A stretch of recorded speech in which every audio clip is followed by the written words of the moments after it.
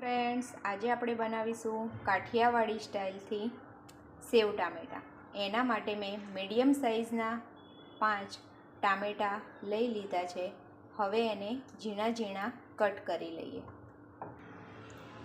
બધા ટામેટાને મેં આ રીતે ઝીણા ઝીણા કટ કરી લીધા છે. હવે એનો વઘાર કરી લઈએ.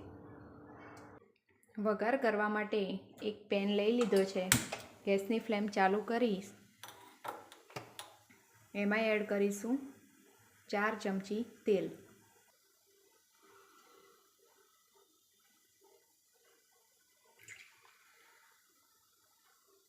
હવે તેલ ગરમ થઈ ગયું છે તો એમાં એડ કરીશું રાઈ, જીરું, હિંગ,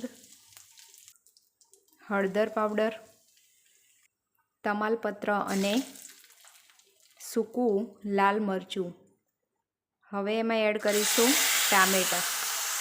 હવે એમાં એડ કરીશું લસણ અને મરચાં. એને મેં આ રીતે વાટીને લીધા છે.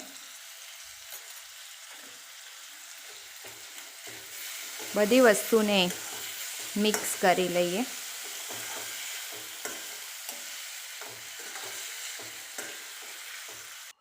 હવે એમાં એડ કરીશું અડધી ચમચી કાશ્મીરી લાલ મરચું પાવડર, 1/4 તીખું લાલ મરચું પાવડર, 1 ચમચી ધાણા જીરું પાવડર, સ્વાદ પ્રમાણે મીઠું, થોડો એવો ચાટ મસાલો,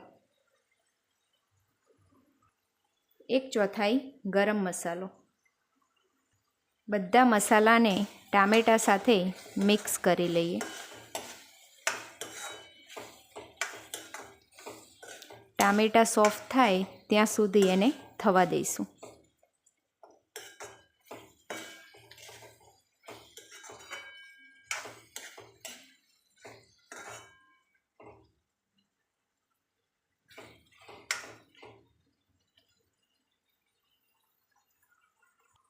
ટામેટાં સરસ સોફ્ટ થઈ ગયા છે તો હવે એમાં એડ કરીશું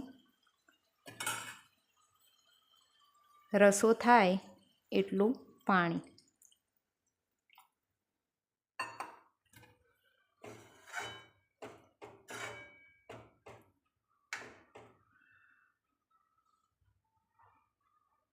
હવે એમાં એડ કરીશું થોડો એવો ગોળ.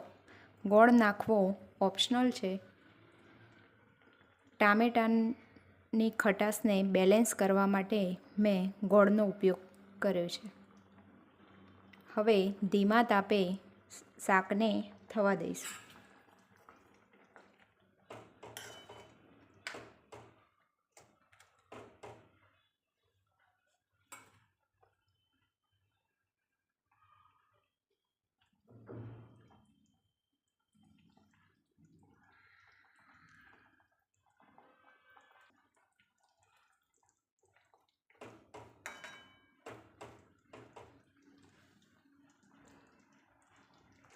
સાઈડમાંથી તેલ છૂટું પડવા લાગ્યું છે તો હવે એમાં એડ કરીશું સેવ.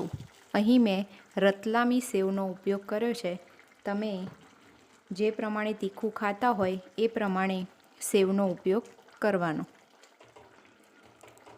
સેવને ટામેટાં સાથે મિક્સ કરી લઈએ અને 2 મિનિટ માટે થવા દઈશું.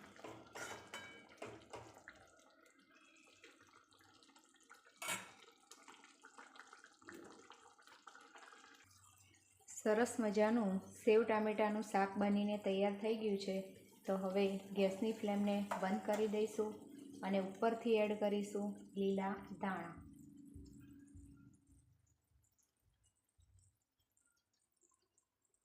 હવે શાકને સર્વિંગ બાઉલમાં સર્વ કરી લઈએ.